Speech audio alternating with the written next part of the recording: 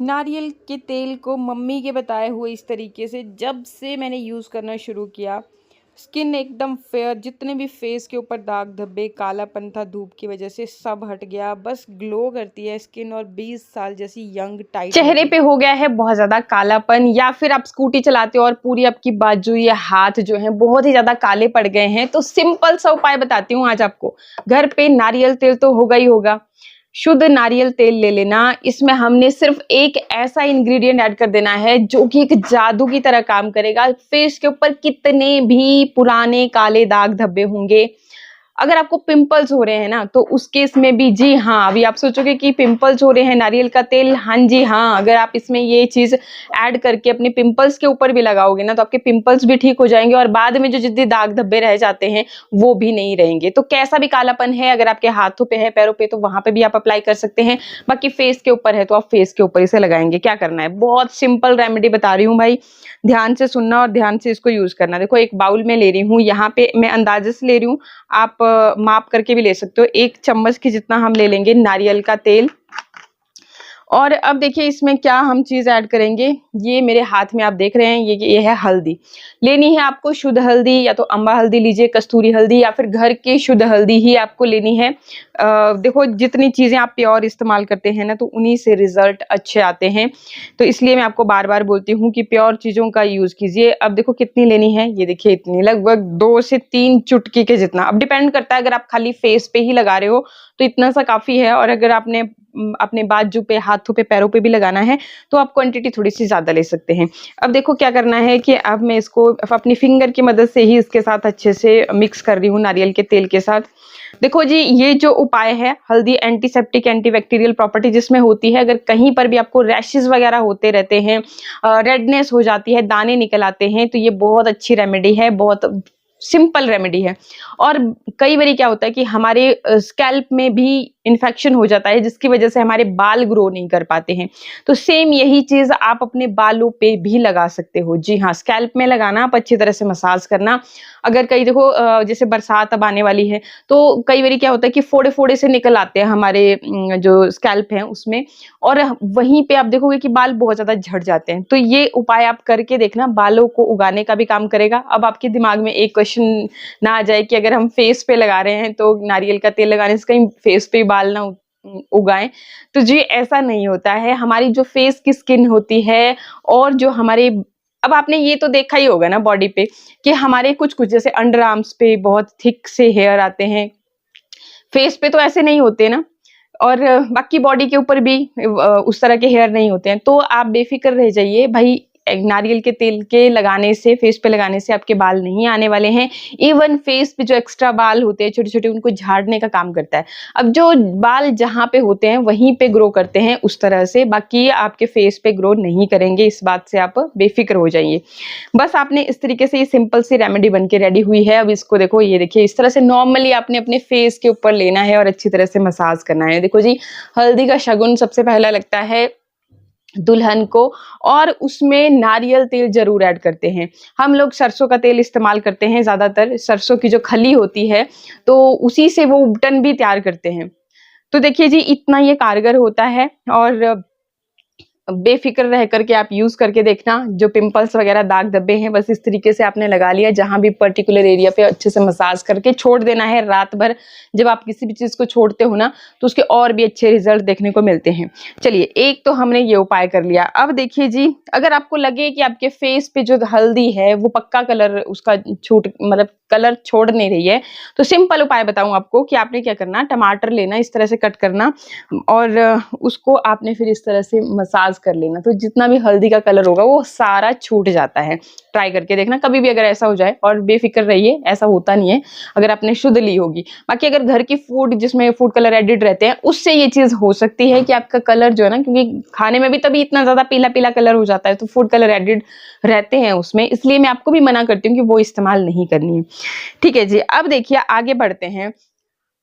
अब ये जो टमाटर हमने लिया, मैं सेम इसी बाउल का इस्तेमाल कर रही हूँ, क्योंकि हमने नारियल का तेल इसमें भी इस्तेमाल करना है। और ये जो रेमेडी है खास उन लोगों के लिए है जिनके फेस पे बहुत ज्यादा पिगमेंटेशन है, कालापन बहुत ज्यादा है, बिल्कुल जैसे मैल उतरती है ना आपके फेस से और आपको लगता है कि भाई आप जैसे सदियों बाद आज नहाए हो, उसी तरह से रिजल्ट यहाँ पे आएंगे।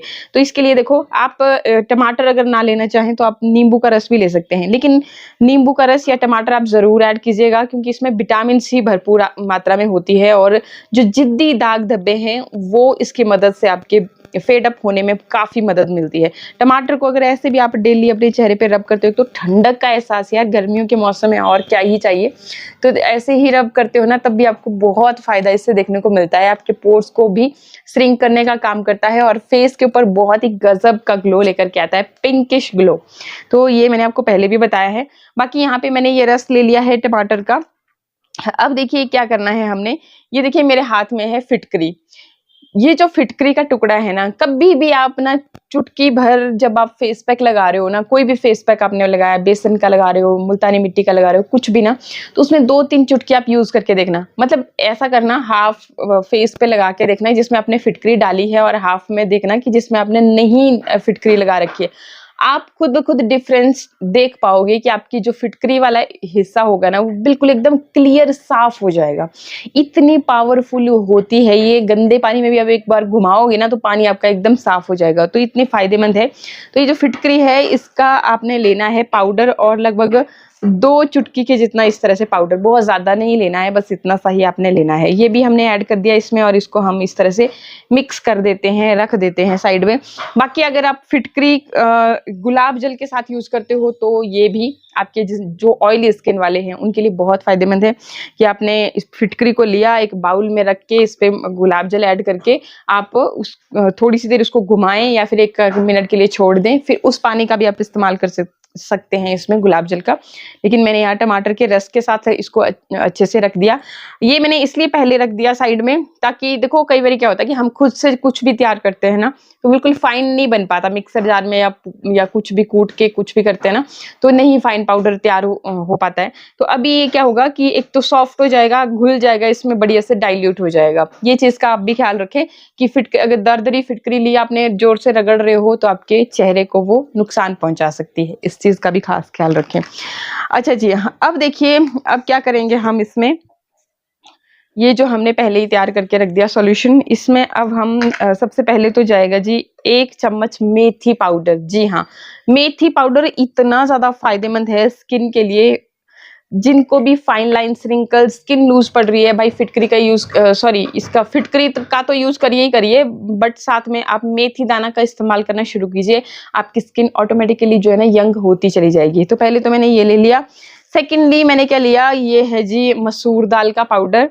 इसके साथ ही आधी चम्मच ले रही हूँ। इसके साथ ही आपने लेना है चावल का आटा, ठीक है, ये भी आधी चम्मच मैंने ली। चावल का आटा स्किन लाइटनिंग प्रॉपर्टीज होती है, स्टार्च भरपूर मात्रा में होता है, जरूर लें। चावल का आटा अगर नहीं है घर पे जरूर रखें आप उसको। आप हफ्ते में 1 बार तो मतलब चावल के आटे का इस्तेमाल स्किन के ऊपर जरूर करें, आपको बहुत अच्छा रिजल्ट मिलेगा। स्किन भी टाइट होगी और लाइट भी होगी। जिनको ये स्किन बहुत ज्यादा, जिनकी काली पड़ती जा रही है धूप में रहने की वजह से। ये मुल्तानी मिट्टी है, मैंने इसी पैकेट में रख रखा है। तो मुल्तानी मिट्टी देखो, अगर खुद से आप इसको भी तैयार करते हो, जैसे अभी मेरे पास टुकड़ा है नहीं, तो उसको अगर आप तैयार करते हो तो और भी अच्छे रिजल्ट आते हैं। चीजें जितनी प्योर होंगी उतने ही रिजल्ट भी अच्छे आते हैं। तो आधी ही चम्मच के जितना मैंने यहाँ पे अंदाजे से ले ली मुल्तानी मिट्टी। अब इसमें देखो जी, शहद में कहाँ भूल आई, शहद आप जरूर ऐड करें क्योंकि ये मुल्तानी मिट्टी क्या है, चावल का आटा, मुल्तानी मिट्टी, जो भी आप ये इस तरह से चीजें यूज करते हैं वो स्किन को थोड़ा सा ड्राई कर देती हैं।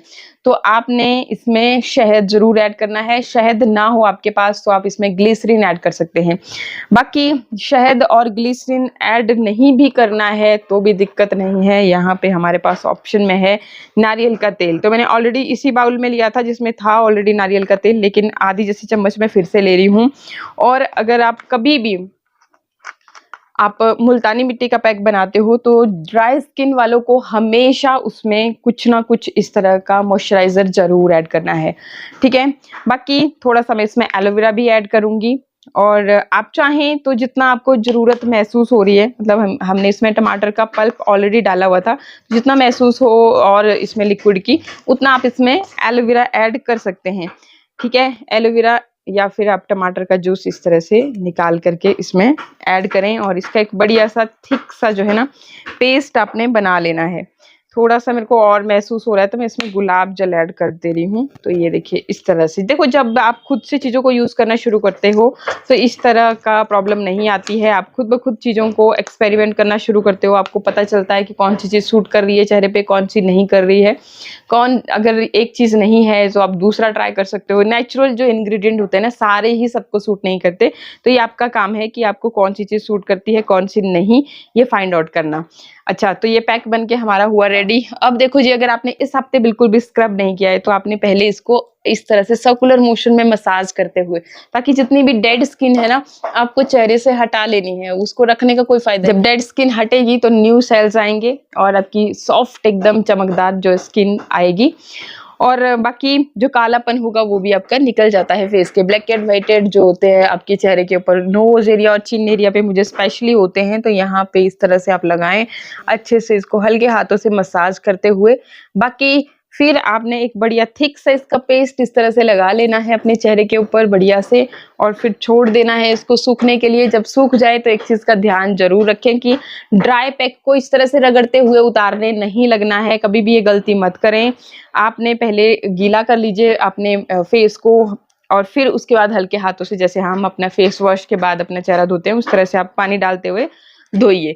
ठीक है। हम बहुत बार ये गलती करते हैं कि ड्राई जब हमारा फेस पैक हो जाता है तो ऐसे ऐसे रगड़ना शुरू कर देते हैं। कभी भी स्किन को इस तरह से मत रगड़िए, आपकी स्किन सेंसिटिव होती है, पतली पड़ना शुरू होती है, रैशेस हो सकते हैं, पिंपल्स हो सकते हैं, तो इस चीज़ का खास ख्याल रखें। भाई बहुत गजब के रिजल्ट देता है ये फेस पैक, जब आप यूज़ करोगे तभी आपको पता चलेगा। थोड़ा सा पैक आपको हटा करके मैं यहाँ पे दिखा देती हूँ, बाकी जब आप खुद यूज़ करोगे तो ही आपको सही से रिजल्ट नज़र आएंगे। जब आप पैक को रिमूव करें तो चेहरे को मॉइस्चराइज ज़रूर करें और धूप में जाने वाले हो तो सनस्क्रीन भी ज़रूर लगाएं।